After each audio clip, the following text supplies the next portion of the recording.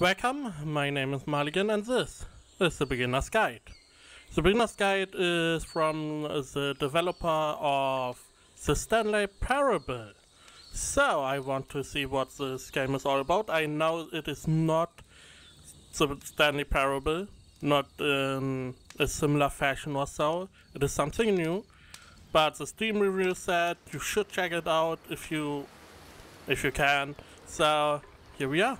Let's begin the game. Captions are on for those that audio is on too, so let's see. Controls, WASD, and left mouse button. Hi there. Thank you very much for playing the Beginner's Guide. My name is Davey Reedon. I wrote The Stanley Parable, and while that game tells a pretty absurd story, today I'm going to tell you about a series of events that happened between 2008 and 2011. We're going to look at the games made by a friend of mine named Coda. Now, these games mean a lot to me. I met Coda in early 2009 at a time when I was really struggling with some personal stuff, and his work pointed me in a very powerful direction.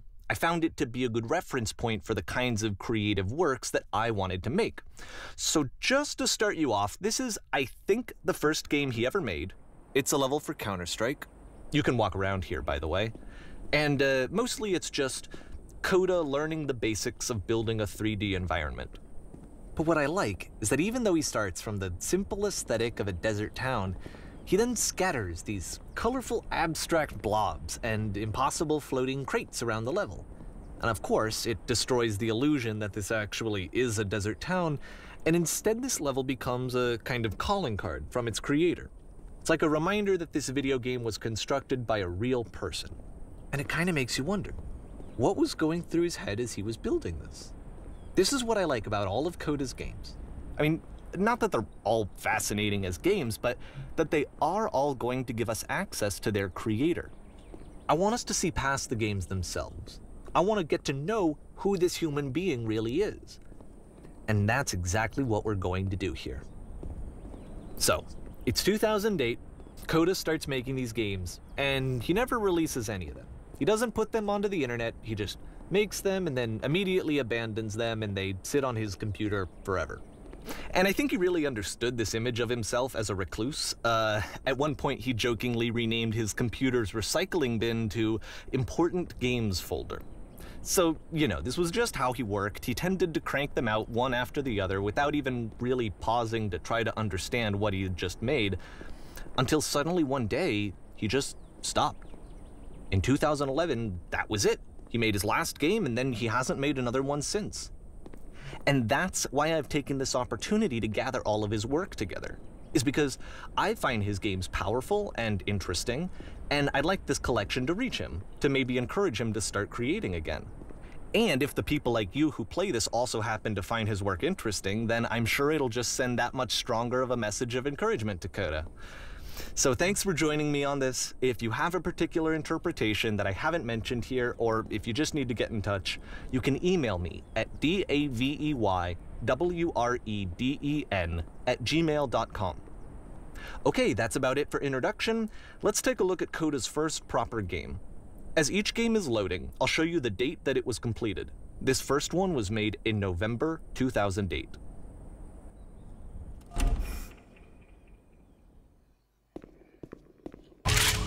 Warning. Whisper machine active. Shift to structure imminent. This game is called Escape from Whisper, and it's one of the more generic games you'll see from Coda.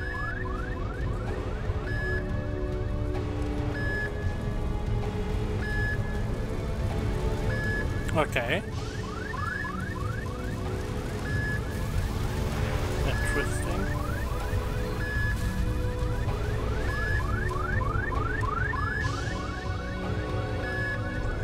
It seems there will be a lot of talking from the game designer. So, not much for me to say. It kinda looks like this game was abandoned mid-development.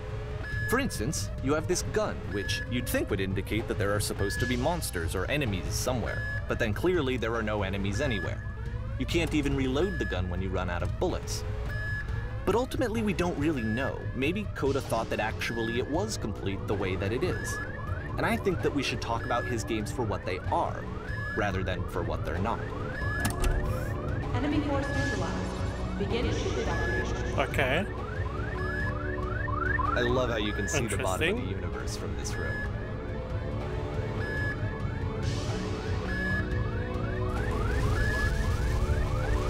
So why did the door open?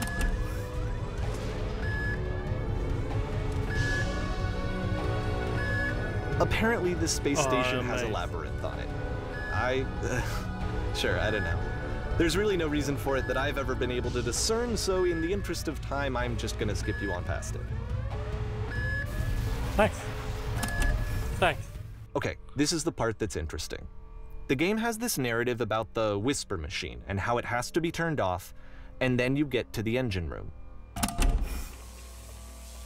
Hey, you there, in the engine room.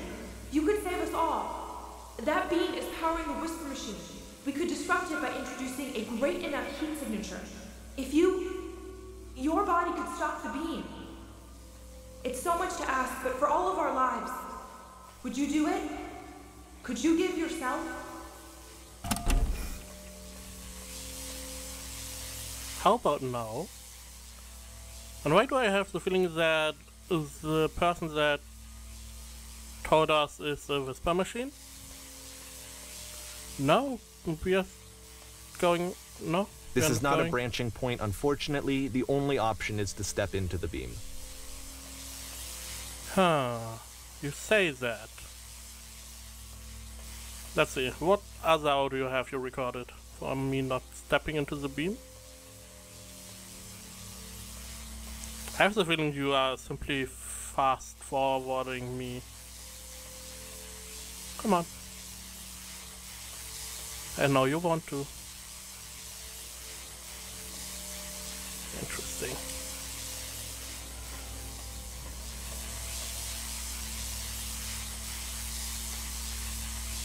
Doesn't seem like there's much more to dialogue here, so... Let me pause here for a second. What you just experienced, stepping into the beam and then dying, is probably what Coda had initially intended when he was developing this level.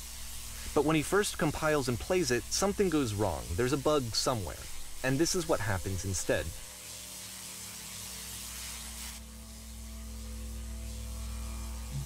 Huh?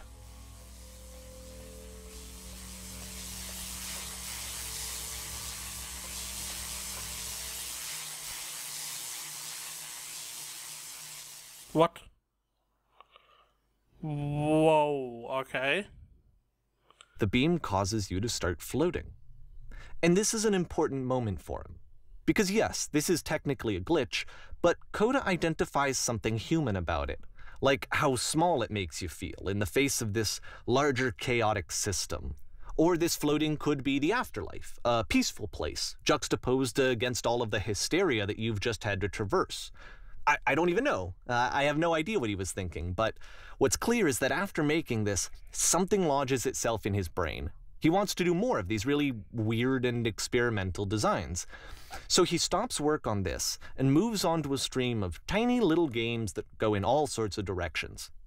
Let's go ahead and take a look at the first game he made after leaving this one behind. Ooh, could be interesting. His past was behind her. Yep, in this game you can only walk backwards. Wow. Wow. Are you kidding me?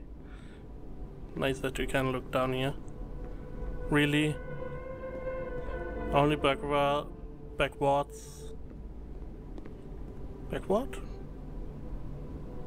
So it's a short and the relatively future. minimalist experiment combining motion and narrative.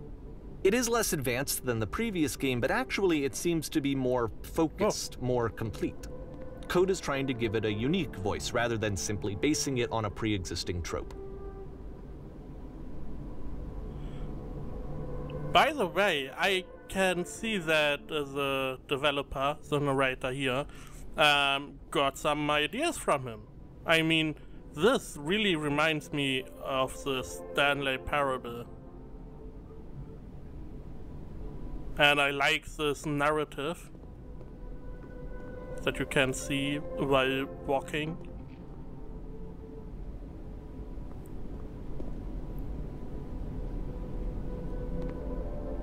It's a short little thought, it says what it wants to say, and then it ends. Didn't need anything more than that. Which to me is why it works, because it gets out quick. Okay, next one. You could have made this as a flash game for neurons or so on. I don't like this. I don't like this at all. I'm not good at scary games, and this is spooky. You can jump. And that's it. Okay, the meaning of this game won't be clear just yet. Please be patient with me for a few more games, and I promise you'll see what makes it interesting. Okay. Oftentimes, Coda would put bizarre titles like this one at the start of his games. Wow. I wish I'd known him at the time that he was making these early games. He would really only talk to me about his work as he was making it. Once he stopped work on a game, like, that was it. It was dead to him. And I don't agree with that at all, but what are you gonna do? I know it's tempting, but there's actually nothing over here. Sorry. Yeah, but, you know, I have to look at stuff. Interesting. I really find it quite interesting. All these games. So you have piqued my interest. Let's see what Coda has in store for us. Okay, a stairway. Okay, we are getting slower and slower. Once you've been slowed to an absolute crawl, the door at the top of the stairs opens. So why, if Coda's not showing these games to anyone, why bother opening the door at all? Well, to show you, I'm modifying the game here so that when you press enter, it'll bring you back up to full speed so you can enter the door for yourself.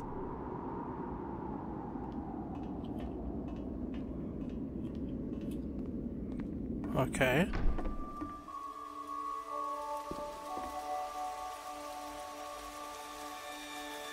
Whoa.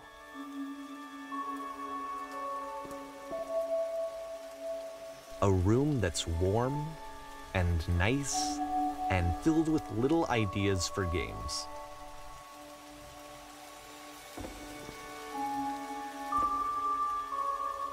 Coda would often tell me that he didn't mind if people thought of him as cold or distant. He said that he knew that he was actually a vibrant and compassionate person, but that it takes time to really see that. It can be a very slow climb to get there.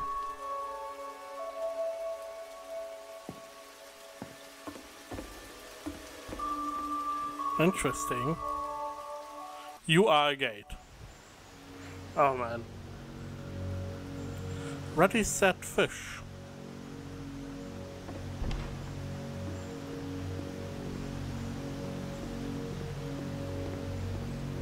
Okay.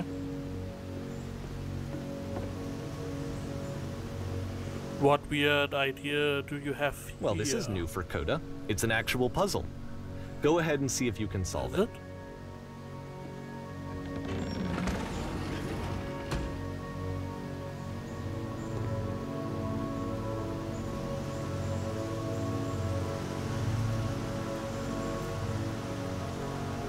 I have the feeling the puzzle is not solvable. Oh,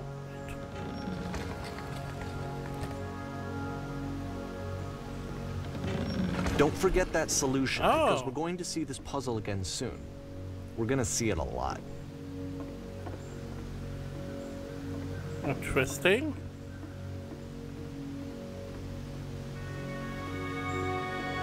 What now? So that seems to be it, right? You walk down a corridor, you solve a puzzle, you get to the end. Simple enough.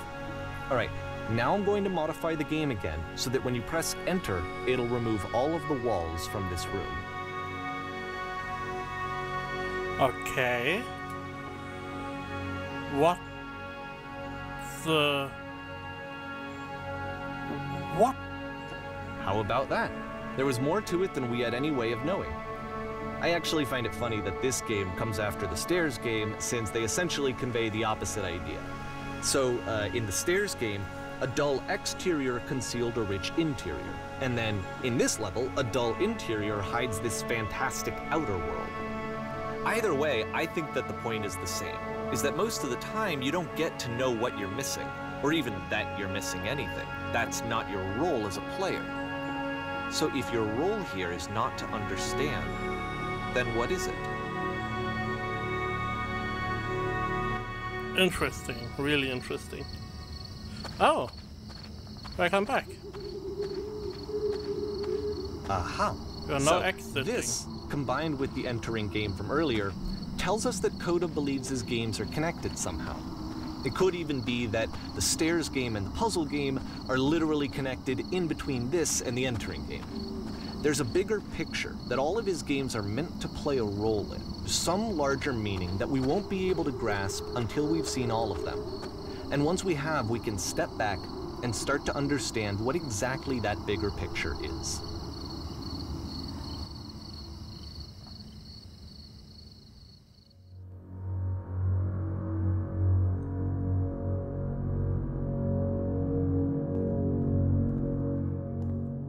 Interesting.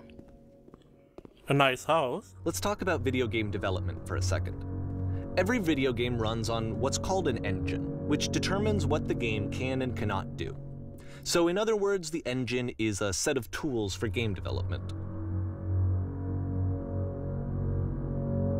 Okay. To make all of these games, Coda is using an engine called Source. Like all engines, Source has certain things that it does well, and it has certain things that it does poorly. One of the things that it does very well is boxy linear corridors. That's why so many of Coda's games are set in these large, flat, empty rooms, is just because he's working with what the engine does well. The tools available to the creator shape what kinds of creative work they're going to end up making. You might consider paying attention to the architecture in Coda's games to notice how they seem to stem from an engine that's very good at producing linear, boxy corridors.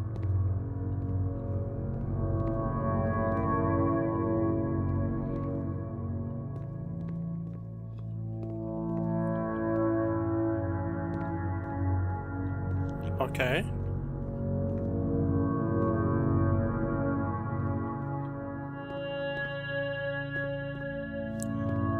Seems like playing around a little bit, making a stairway,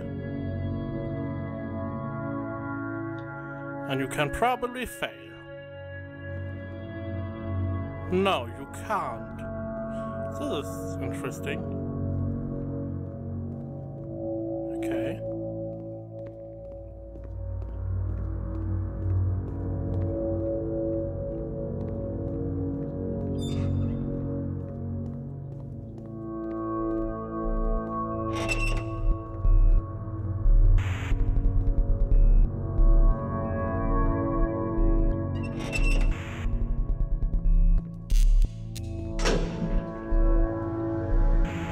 Whoa! Seth.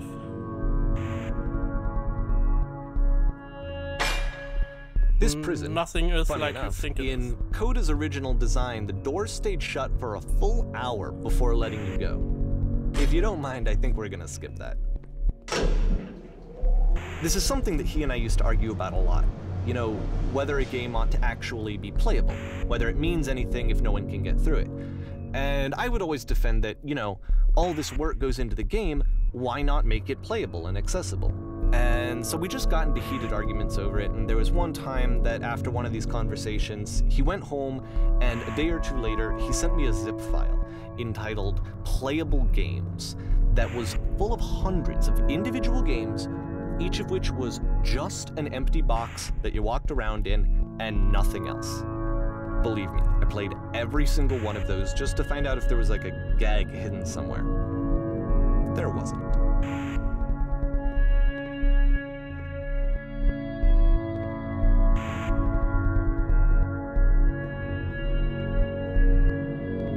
Not much to say. Not much to say. Oh. Outside, and we have our 3 symbols. Interesting. It's the puzzle again, with the exact same solution as the last time.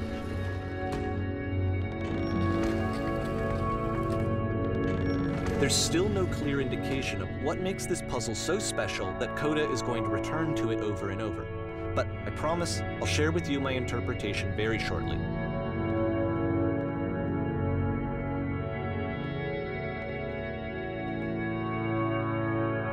But you definitely see that there are some things that he probably took from these games. Here, Coda begins using a kind of dialogue system that he fashioned out of the engine's chat capabilities.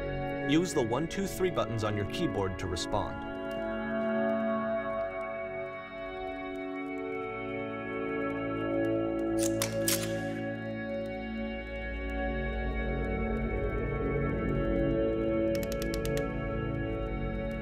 Did you have to go through a puzzle with 2 doors? Yes, I did.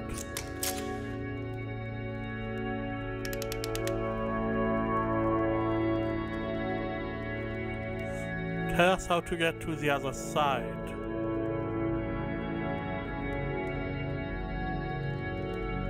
But I cannot answer this. I didn't solve it, I don't remember, and trust me, you don't want to go over there. Let's go with that. Oh no, but we need to get there. Do you understand? The most important thing, we have to escape the prison. There must be an ending, I promise you, there's nothing I want more.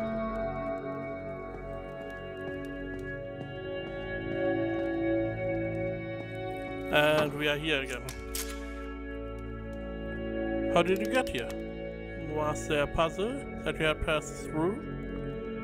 No, I've been here the entire time. I suggest you go see the puzzle. It's not meant to be solved, but you can sit in the black space in the middle. What happens if I solve it? Not sure, but if I have any suspicion, what you find won't be worth what it takes. Okay. And now we are somewhere else. This reminds me so much of Stanley Parable. You think it is the same one last stuff down to the final floor of the level.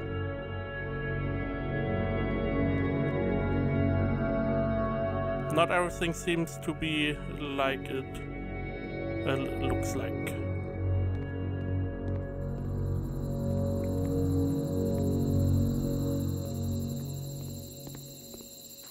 It's a lamppost. It's a box.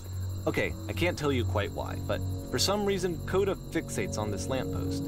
It's going to appear at the end of every single one of his games from here on out. I'll tell you what I think. I think that up to this point, you know, he's been making really strange and abstract games with no clear purpose, and maybe you can only float around in that headspace for so long. Because now he wants something to hold on to. He wants a reference point. He wants the work to be leading to something. He wants a destination, which is what this lamppost is. It's a destination. We're going to see it in the work as well. His games are just going to become a lot more cohesive, a lot more fully developed, with more of a clear idea behind them. And as we go, that idea will get clearer and clearer and clearer.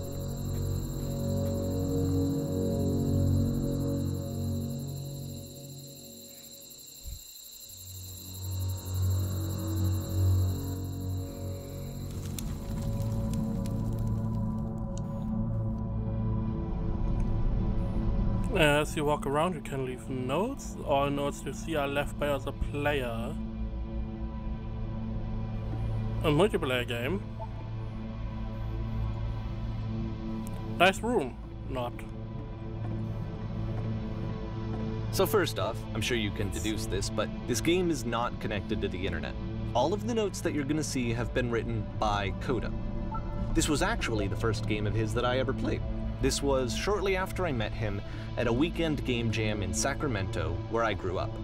I saw him working on this very level. and it was just so different from anything that anyone else was doing. So right away I was like, I have to be friends with this person. In retrospect, I think I was probably a bit too pushy trying to get his attention. I was over-enthusiastic. But he was very gracious about it and very patient with me.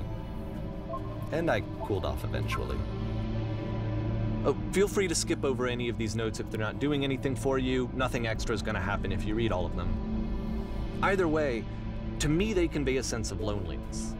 I see this person who's filled with thoughts and feelings and beliefs and has no way to express them except as scattered and unheard voices in a game that wasn't meant to be played.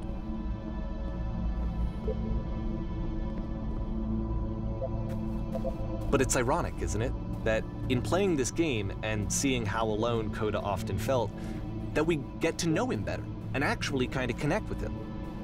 And I have to be honest with you, this idea is really seductive to me, that I could just play someone's game and see the voices in their head and get to know them better and have to do less of the messy in-person socializing.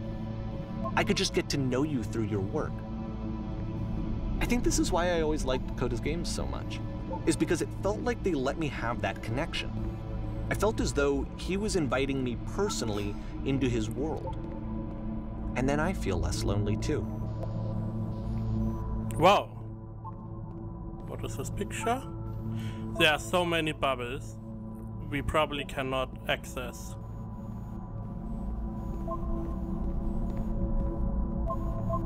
We are probably going into this room to see. The idea would be pretty interesting. Similar to Dark Souls and so on. Having some sort of messaging system could be quite interesting.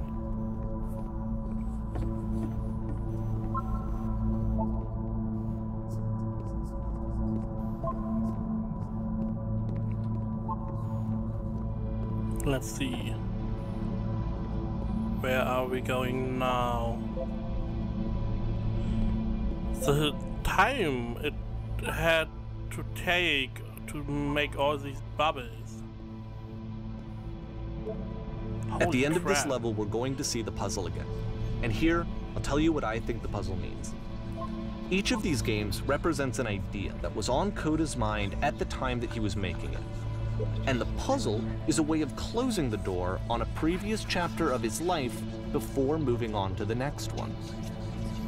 In each of his games, after exploring a theme that, he might find difficult, Coda can then place this puzzle that he knows has a reliable solution, he understands exactly how it works, and so it gives him a simple mechanism for moving on. And because there's this dark area between the doors, a space between spaces, before you move on, you get to pause.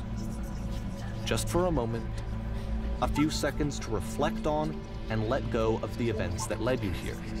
To step back and connect the pieces together. To grasp at that elusive bigger picture. Interesting take. Oh, only one bubble?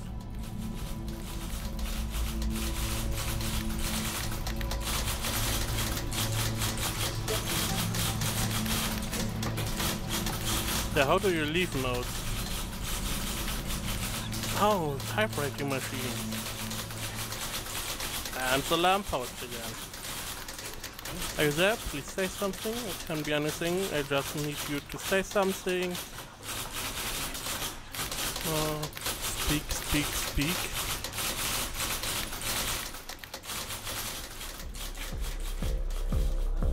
Okay, this one is tough. Porn It's gonna stuff kind of by just who? spin its own wheels for a few minutes. Hang with it. What? What do you mean tough?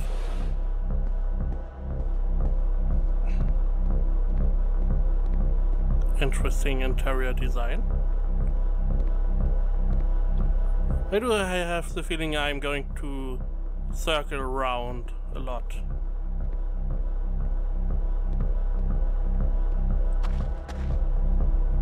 See, like, this is it, the whole game, and there's nothing that's particularly interesting about it. You just walk to the end of a hallway. Except, for some reason, Coda gets really fixated on this prison that has all of this modern furniture. And I don't know why, but he decides he needs to revisit this prison. He's gonna start over, use the same assets, turn it into something else. Okay, cool, here's version 2. Okay. Now we don't have any furniture. But furniture ought to go in the center of the room. In the center, why not? Why not a giant hole? This is not a giant hole. Okay, now what about the wall in the room? What we want? How about a huge picture of a horse? This is not a hole.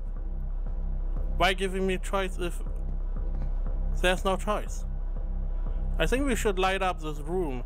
I'm thinking live Tesla coins in each corner.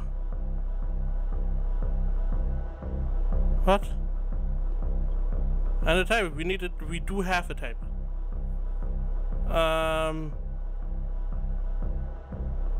Yeah, I'm pretty sure none of my choices make any difference. Now we have a second. What? There's a bit more to this one, but still it's not really communicating anything. It's kind of just weird for weirdness' sake. This is, if I wouldn't So, okay, make a game, he throws it out I and would. starts over. This time he comes at the prison idea from a different direction. Hello, please walk forward. I would do the same as he. It's simply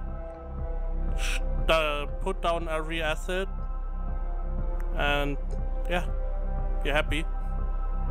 Done. Game done. The guide will enable you to escape any prison environment. Follow the instructions carefully. Take care that you remember each step. First, click on the table. Good. Go over to the phone frame and click to turn it slightly. Phone frame? You mean this one? Now turn the floor lamp in the room off, then turn it back on. Now go to the left side sofa, move it over a little. Finally touch the shelves. That's it. In a real prison, the escape window open. Return to the start to be taken back to your prison. Okay, I will do that. Return. Are we now going to be in a prison? I didn't remember all And of course, now the table is gone and you can't begin the chain of events to escape. Wow. Here's a version where there are no bars, but you can't actually get to the well. And then a version where the inside of the prison is the outside and the outside is the inside. Let me just blink you real quick through a few more of these. I mean, he really unloaded on this prison idea. There's nearly a dozen of them. Personally, I think it's awful to watch this, to see a person basically unraveling through their work. And for what? Like, at what point do you just go, maybe there are game ideas other than this prison that I could be working on? But Coda doesn't have that voice telling you to stop, that particular mechanism of defense against yourself. Without it, you just spiral. And so he keeps going and going and going and going and going, and then he hits on something. And he likes it. And that's it. He's done. He stops making prisons. This is the very last version of the prison game that he created. And the reason I think it works is that the prison is not actually in it.